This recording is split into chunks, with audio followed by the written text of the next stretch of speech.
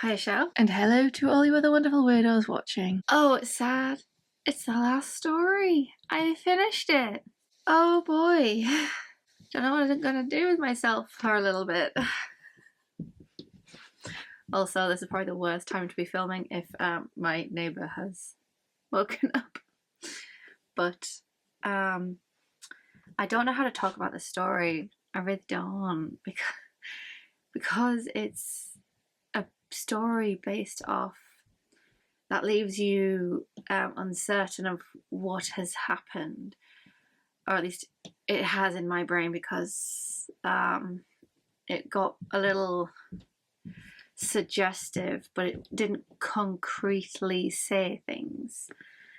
Well, it to what was going on at the end, but yeah, this story is about trauma and its effects.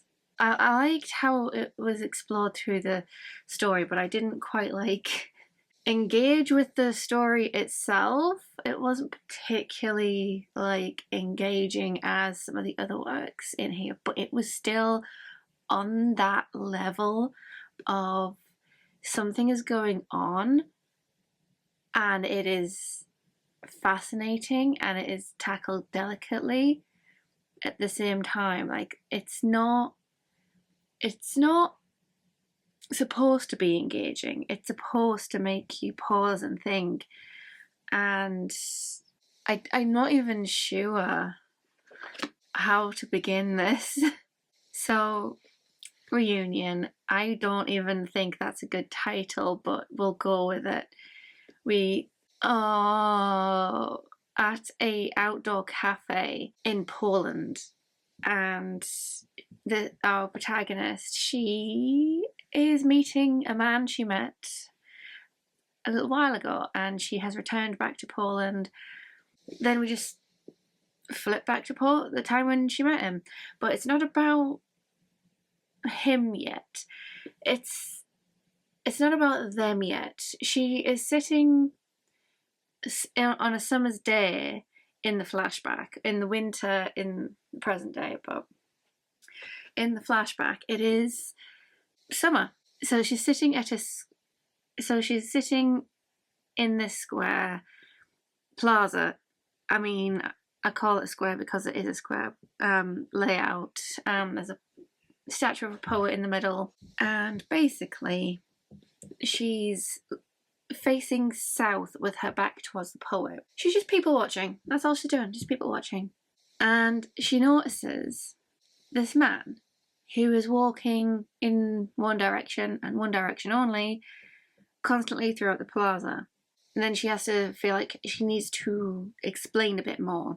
The man is appearing on her left, walking and disappearing into the streets to her right. So she's facing one way and this man is walking from her left to her right. And then about 5 minutes later, he reappears. The whole time he is walking from her left to her right, it is taking him 20 minutes to do so. He's got a bit of a limp, but he doesn't quite let that show through. He's just walking enthusiastically, I think. So he's just walking for 20 minutes and then reappears 5 minutes later at the exact same spot. So you can't really be walking all the way around just to go back within that 5 minutes. But so that's the odd thing. And she's just sat there watching him. And then out of nowhere, we get, you see him too, behind her. And the man who she's talking about meeting in her flashback, that this is how they meet, is them sitting at this table watching this man go from left to right every 5 minutes until he disappears. And the man who has joined her says, don't worry, he'll be back. He always comes back. And so the story shifts. So she's in the library, she encounters him working there, and then it becomes a routine that she will go back to the plaza and meet up with him. and it became a ritual that every day that she is not working in the library, she would just go to the plaza and he'd be waiting for her anyways. So they would meet every day looking for that man. Eventually they become lovers, but he invites her back to his place and asks her to tie him up. And there's that confirmation that even though she's the one doing the tying, that he is the submissive in this situation, he's still telling her exactly what to do, how to do it, and every time she gets something wrong, she has to undo it, do it correctly. Like, he needs to be properly tied in a particular way, and it's to make him feel safer. It does play upon, yes, she is the one in the power position, but she's still being told what to do. And it was that lovely little addition to that into the text that actually was pretty nice, because she's still doing what he wants to do, and it's all because he's got this anxiety that the only way to calm him down is to do it from beginning to end, like go from tying him to the bed and in a particular way, and it's got to be very, very tight. And when she unties him at the end, he's like got welts and stuff. Like, that's how tight he wants to be bound down. And we get eventually the reason why, and oh boy, eventually he does talk about his granddad and how he, as a Polish man, a non-Jewish Polish man living in Nazi occupied territory, he basically had to be in survival mode, because if you're not in a camp, you will be plucked and moved to a ammunitions working plant, so that when ammunition was running low, they would take people off the street and put them in a different camp to get them to work on the ammunition. And yeah, his granddad was one of those people, and there was a ritual where even after the war, what he would do was, there's always tinned goods in the house, there's always a suitcase by the door. He goes through that suitcase religiously every so often to make sure the food is still in date, the batteries are still there, and properly like make sure the batteries are fine, and make sure everything's like go through that. And yeah, basically he's doomsday prepped to the point, just in case, even after the war, he's got that religious routine of going through in case something happens again. And even though the war is long over, he's still doing it. And eventually the young lad snaps at him and says, the war is over, you don't need to be doing all this. And the behaviour changes, because the man goes away into his room, and the grandfather goes away into his room, and like a defeated puppy, like everything out of him. And he's, the only thing he does after that is sit in front of the telly watching it blindly. And the grandson even says that he died in that chair in front of the TV.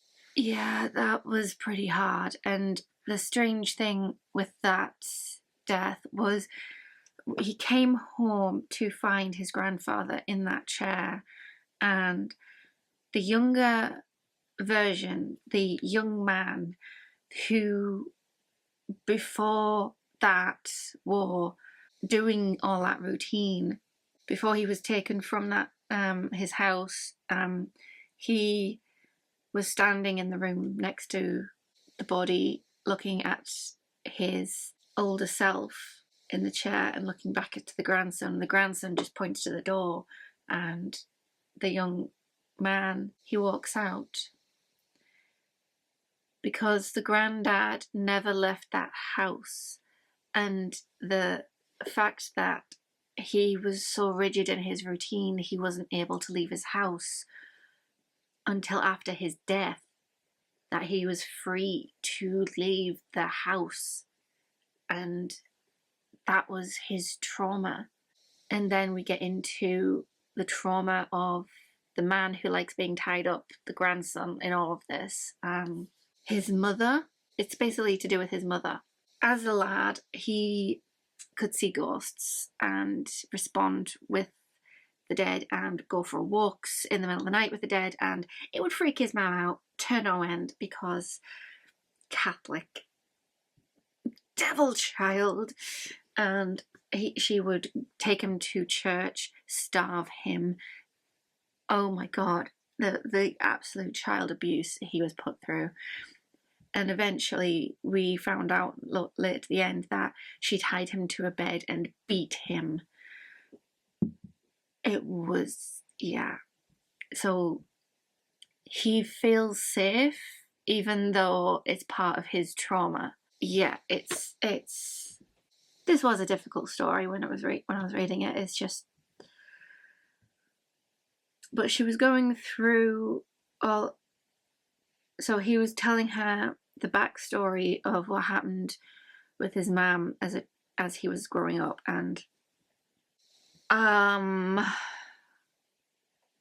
yeah, I'm probably doing this a very disservice to it just by, yeah, I'm probably not explaining it very well, but when a story just like really affects you, you just can't find the right words and you just stare off at the wall or at anything. And it's right now my favorite spot is the floor.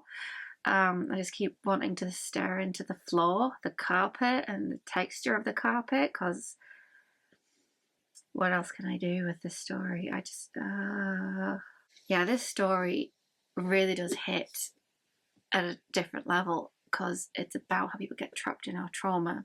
Because when we do get to the present day again and they are at the cafe reunited, and because he does say that he got married after all these years, but she didn't want to tie him up, so it didn't work out.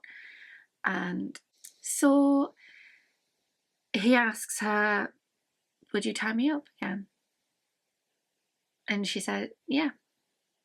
After hearing about the story, she tied him up with all her might, and they kind of promised to be together because they were saying about, oh, I didn't know that I thought I was the only one who could see ghosts, but then I met you. And she was just like, I've never seen a ghost until another ghost since that man who kept walking across the square until now. So we get of that night of her tying him up again, the promise that they're going to stay with each other, and she wakes up the next day to him missing, and she walks into the bathroom to how he died. He had hung himself on the radiator, and the conversation they have is, how come you were able to hang yourself? Because you've tied your hands very tight. And he was just like, oh yeah, I thought about it very much. I thought about it a lot and how to do this properly. And yeah, he was definitely concerned about being tied and hung in his suicide, and it was rooted in his trauma. And she asks, can I untie you? And so he agrees, and at the end he says thank you, and she's left alone in that bathroom waiting for somebody to come along and release her, which made me go, so if everybody keeps returning, because there's that line that man who's walking from left to right might have been somebody who was shot but is returning because he was just on his way home and hasn't got there, and so he keeps returning, trying to get home, and he's in a perpetual loop of that. And if that, the end of that story made me wonder, so she came back to Poland, they keep returning to that cafe, how long has he been dead? Is she dead? And they're returning and that's why they can see the ghosts. How long has the mother been dead for? Because she says, I think she starved herself. So there's a question of, did the mother keep doing everything to her son after she died? The perpetual loop of trauma and trying to find somebody to let them go. Yeah, this was a very deep hitting one, and it's a powerful end to a powerful collection of very deep hitting themes throughout. I've definitely enjoyed reading this collection, except I would probably reread this, but probably not right now. I mean, every single story, except Snare, was so brilliant and fairy tale-esque in its way of delivery, and how I'm still like in that moment where I want to keep staring at the floor. So my end thoughts are like, I want to stare at the floor, I want to stare at the wall. Just I feel hollowed out and yet so